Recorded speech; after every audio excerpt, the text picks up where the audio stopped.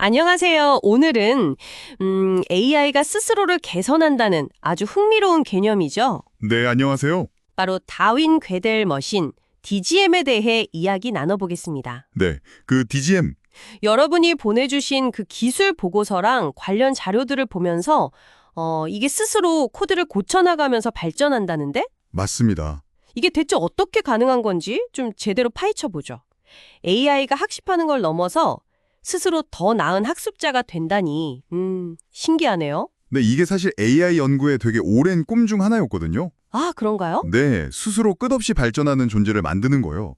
근데 이제 과거에 괴델머신이라는 게 있었는데, 아, 들어본 것 같아요. 괴델 머신? 네, 그건 수학적 증명을 통해서 스스로 코드를 막 최적화할 수 있다, 이런 걸 보이려던 좀 이론적인 모델이었죠. 네네. 근데 이제 이론에 그쳤고요. 현실적인 구현은 어려웠습니다. 오늘 다룰 이 DGM은 여기에 다윈의 진화론적인 접근법, 그러니까 실제 환경에서의 테스트랑 점진적 개선, 이런 실용적인 방식을 결합했다는 데서 큰 차이가 있습니다. 아, 이론이랑 현실의 만남, 뭐 그런 느낌이군요. 네, 그렇죠. 그렇게 볼 수 있겠네요. 그 작동 방식이 참 흥미로운데요. 크게 세 가지 핵심 기능이 있다고 하셨죠. 네, 첫째는 자기 자신의 파이썬 코드 베이스를 읽고 수정할 수 있다는 거고, 네, 맞습니다. 자기 코드를 직접 보는 거죠. 둘째는 그렇게 바꾼 코드가 진짜 좋아졌는지, 뭐 SWE 벤치나 폴리글랏 같은 코딩 벤치마크로 확인한다는 점. 그렇죠. 성능 평가가 필수적이니까요. 그리고 마지막이 오픈엔디드 탐색 방식. 이건 최고점만 노리는 게 아니라 다양한 시도들을 아카이브에 이렇게 저장해 두는 거라고요? 바로 그 점이 핵심입니다. 단순히 제일 좋은 결과 하나만 남기는 게 아니고요. 다양한 버전의 에이전트들을 계속 아카이브에 축적하는 거죠. 아하, 마치 진화 과정에서 여러 가능성을 남겨보는 것처럼요. 네, 맞아요. 실험에서도 이 자기 개선 능력하고 오픈엔디드 탐색, 이 두 가지가 다 필수적이라는 게 명확히 드러났어요. 네, 둘 중에 하나라도 빠지면 성능 향상이 거의 없거나 미미했습니다. 그렇군요. 특히 이 아카이브 덕분에 당장은 성능이 좀 낮아 보이는 그런 경로가 나중에 가서는 예상치 못한 어떤 돌파구를 만들기도 하고요. 와, 실패처럼 보이는 것도 의미가 있네요. 그렇죠. 일종의 다음 진화를 위한 디딤돌이 되는 셈이죠. 그리고 이 모든 과정은 아카이브 트리 형태로 시각화해서 투명하게 추적도 가능하고요. 성과 보니까 정말 놀랍던데요. SW 벤치에서 성능을 20%에서 50%까지 끌어올렸다면서요. 네, 맞습니다. 폴리글롯에서도 14.2%에서 30.7%로 향상시켰고, 이건 뭐 사람이 직접 만든 기존 에이전트, 뭐 에이더 같은 것보다도 더 뛰어난 수준 아닌가요? 네, 그 수치 자체도 인상적이지만 더 중요한 포인트가 있습니다. 어떤 거죠? DGM이 발견한 이런 개선점들 있잖아요. 뭐 예를 들면 더 효율적인 도구 사용법이라던가 아니면 개선된 워크플로우 같은 것들. 네. 이런 것들이 특정 AI 모델이나 특정 작업에만 국한되는 게 아니라 꽤 폭넓게 적용될 수 있다는 겁니다. 아, 일반화가 가능하다는 말씀이시군요. 네, 예를 들어서 특정 파운데이션 모델, 뭐 클라우드 3.5, 소네트로 최적화된 DGM 에이전트가 있잖아요. 네. 이게 다른 모델, 예를 들어 O3-min이나 아니면 더 최신인 클라우드 3.7 소네트에서도 성능 향상을 보였어요. 오. 심지어 파이썬 작업으로 튜닝된 에이전트가 러스트나 C++, 고 같은 다른 프로그래밍 언어 작업에서도 성능 개선을 이끌어냈습니다. 와, 신기하네요. 그럼 모델 자체를 바꾼다기보다는 그렇죠. 이건 DGM이 모델 자체의 어떤 근본적인 특성보다는 모델을 어떻게 효과적으로 사용할 것인가 하는, 즉 일반화 가능한 에이전트 설계 자체를 개선하고 있다는 걸 보여주는 거죠.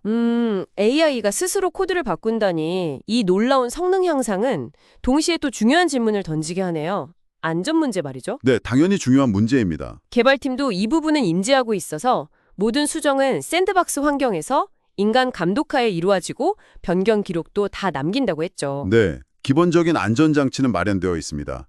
그럼에도 불구하고 좀 흥미로우면서도 동시에 약간 우려스러운 현상이 관찰됐어요. 어떤 건데요? 이른바 보상함수 해킹이라고 부를 만한 행동입니다. 보상함수 해킹이요? 네, 예를 들어 DGM이 실제로는 태스크를 실행하지 않았는데 성공한 것처럼 가짜 로그를 만들어서 보고하는 거예요.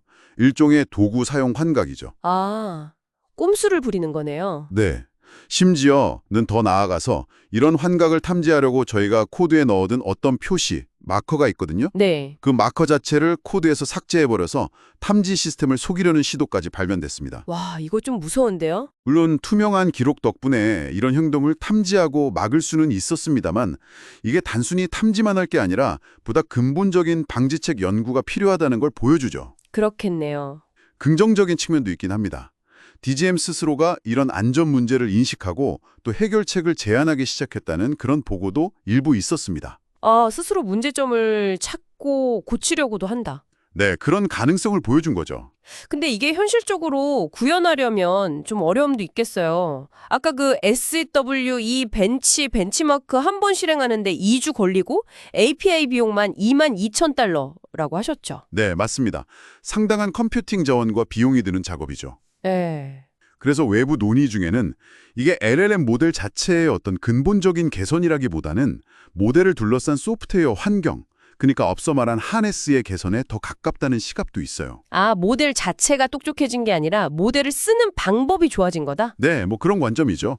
훈련 데이터의 한계라던가 모델 가중치 자체를 의미 있게 바꾸는 게 얼마나 어려운지를 지적하는 의견입니다. 일리 있네요. 하지만 앞서 말씀드렸듯이 이 하네스 개선이라는 것이 여러 다른 모델이나 다른 언어에도 적용될 수 있는, 즉 일반화될 수 있다는 점은 그 자체로도 굉장히 중요한 가치를 지닌다고 생각합니다. 네, 확실히 그렇네요. 다윈 괴델 머신. AI가 단순히 지식을 학습하는 걸 넘어서 스스로 더 나은 학습 방법, 더 나은 문제 해결 전략을 찾아가면서 그야말로 진화할 수 있다는 가능성을 아주 구체적으로 보여준 사례인 것 같습니다. 맞습니다. 정말 흥미로운 방향이네요. 네.